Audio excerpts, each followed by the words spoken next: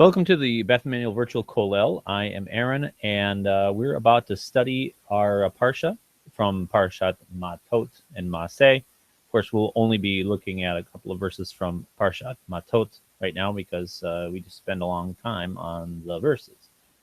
We're taking a very close-up view of the Hebrew text, so that's what we're going to do. This week's Parsha is found in Numbers chapter 30. So let me share my screen and you'll get to see what I'm talking about. Here is our text from the Safari website. And you can see I'm on chapter 30, Perek Lamed of Bamidbar. And we've already studied a couple of these verses. We studied verse 2, verse 3, and so we're going to jump in right here with Pasuk Dalet, or chapter, or verse verse 4. So let's read it and see what it says. It says, V'isha ki tidor neder ladonai ve'asra isar bevet aviha bin ureha. Okay. So the first it begins with V'isha, and now you can see something really different about this verse than some of the other, well, maybe not verses here, but like look if you look at verse 2, you can see how this word begins with this verb. This verse begins with the verb vaydaber, and it's it's and he said, or and he spoke. In this case, we've got ish, and now we have v'isha. So we're contrasting now. You know, a lot of times verses will start with a verb, but now we are starting with a noun, and that just breaks up the flow of it. You know, and you can see that we're paralleling now. It started out with ish, and now v'isha. It's almost like a continuation of that previous one. So new case, rather than a man, we're talking about a woman. V'isha. Isha means woman. And this is just the regular conjunction vav. So isha, so and a woman. Okay, now this word ki, we talked about it last time, but it can mean a lot of different things. It can mean that, for, because, when, if, and so on. But it almost always can communicate some kind of cause and effect. In this case, we're talking about if, or when, or in the case that. So we're talking about a condition that's going to cause a result. So we could translate it perhaps when or if. All right, so we have tidor neder, and this is kind of nice that we have that we have this example. In the previous verse, we had yidor neder, and we found that meant he will make a vow. In this case, it's tidor neder, and that is the feminine form of the same thing. So a neder is the noun form of vow, and the verb form is tidor. And so it's in the imperfect form.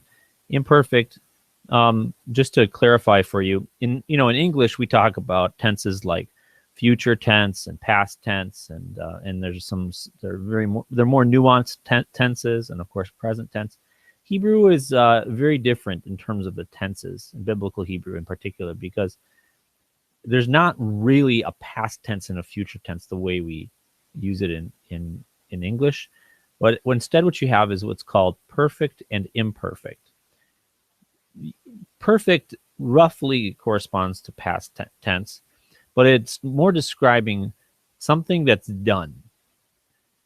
And imperfect is sort of like future tense, but it's really more describing something that's ongoing. So any kind of ongoing thing, or often some what we would call in English subjunctive. That's where you're maybe intending something or expressing a possibility. That's also imperfect in Hebrew. Or something that happened in the past, but it kept on happening. That would also be imperfect, even though it's not in the past. It's just because it was continually happening. Um, so so in this case, it's the imperfect form. So in this, the verb for it's a verb related to vow. So she vows, or she might vow, and now a vow a vow. In English, we would say something more like make a vow, because we don't like to put too much repetition in our style. So if a woman makes a vow, and now Ladonai or Lashem, it's the same as here. You can see it's very closely paralleling to the Lord. The Lamed preposition means to, and then this is the name of God, right? So Ve'asra Isar. Okay, this is kind of jumping ahead now, and maybe it's because we've already spelled all this out. So what we have is Asra, and this is similar to this. It means to bind, or it also can mean to forbid. And Isar would be like a an obligation. So forbidding her, or requiring something of her. So now there's a little bit of ambiguity about this exact verb form. It looks like just the simple past tense, like she has bound, right? And yet there's this vav in the front, and commonly a vav will reverse the tense on verbs. I'm not so sure whether or not that's happening here. If we interpret it to mean the past tense, that's the different. It's different because this is in the imperfect. So why would this be in the perfect? But you could kind of make sense out of it. If she makes a vow to the Lord and she has bound herself, that could work. She has bound herself, making it past tense. The other way to interpret it would be to say this is conversive, and it's going to be if she makes a vow to the Lord, and she binds herself, and if she binds herself. So that's what's going on there. I prefer that second reading and calling this conversive vav. With some verb forms like this, it doesn't really change the rest of it, so it's hard to say. I haven't looked it up, so I don't know what the consensus is on that, but I'm just gonna go with that. So next word, bivet. Okay, it's a combination of bayit, and you can see right here. That's the normal form of this word. Bayit means a house. And very often this word is used in noun constructs. Again, a noun construct is where you take one noun and describe it with another noun.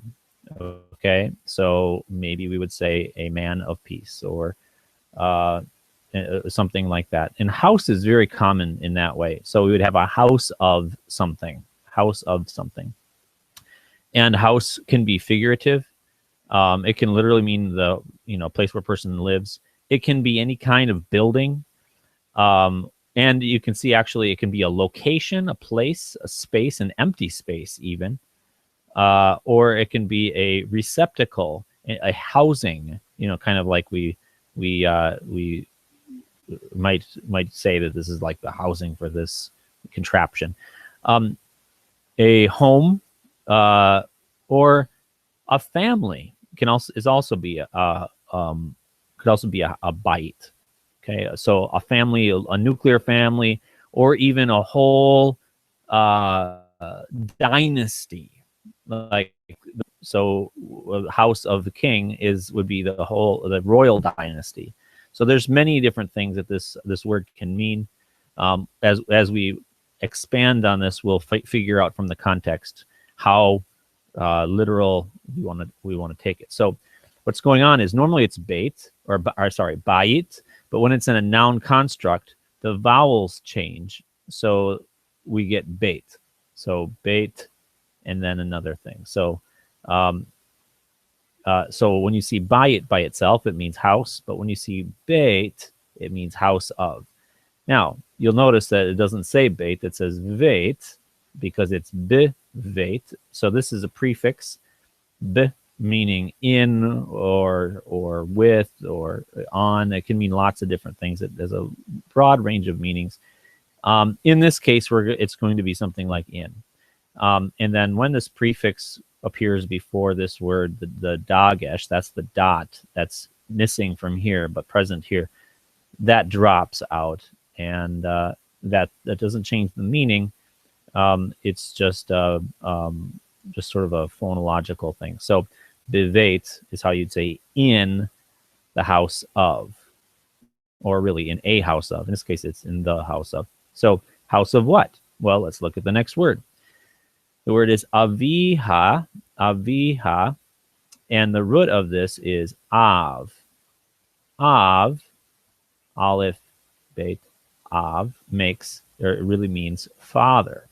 Okay, so maybe you've heard of the Aramaic word abba, or maybe you've heard of the word avinu. Right? These are all related to this word av. And so aleph and beit together, or veit, make av, father. And then when we make it possessive, we add a suffix onto that, this third person feminine suffix. So ha means her, belonging to her. Okay, it's one way to do that. Particularly, it's when you have a plural. So if it was like her father's or something like that, you end up with ha. Otherwise, if it's singular, it usually would be ah. But what's happening here is father is a little bit different. Father is a kind of a funky word, and when it gets suffixes, it adds this little e on the end.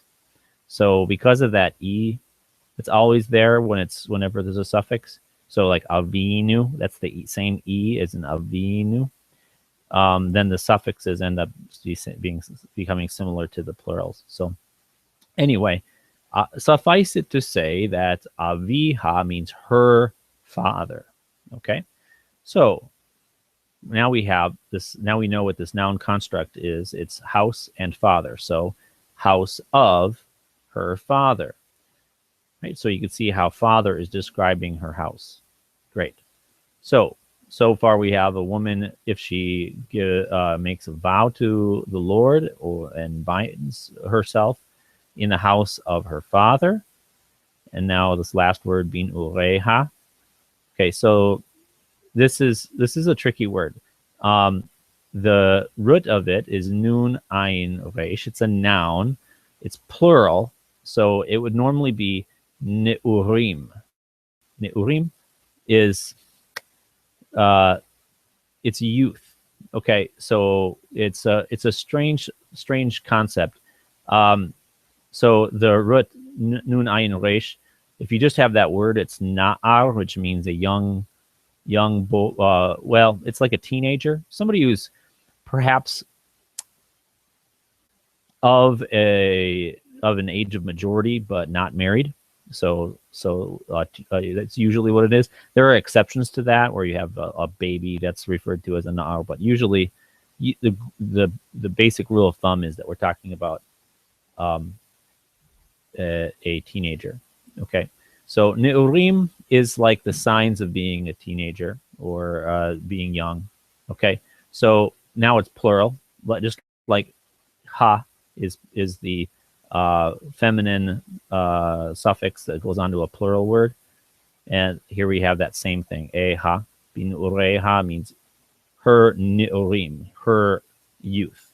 Okay, and this prefix here, b, is the same as this. Why is it b instead of b? Well, here's what happens. When you would just imagine here that we've got the shva, that's the two dots vertically, that makes it b. Well, first of all, how would you even say that? B'nu'ureha is just even hard to say. So at the beginning of a word, because they can go consecutively, I don't think we have any examples right up here, but consecutively in the middle of a word, because then you just end one syllable and start the next. But the beginning of a word, what you'll have, instead of having two sets of shva vowels, the first one will just collapse into this chirik, which is the E sound. So it means the same thing. So it's because this word starts with this Shava. So bin ureha, in her youth. Great. So you have the whole verse. Ve'isha ki tidor neder lashem. If a woman makes a vow to the Lord, ve'asra isar bebeit aviha, and binds herself in the house of her father in her youth. Okay, we didn't get a complete sentence out of this one verse. The then of this if continues with the next verse, but you know what? I'm already out of time, so maybe we'll have to save that for Friday.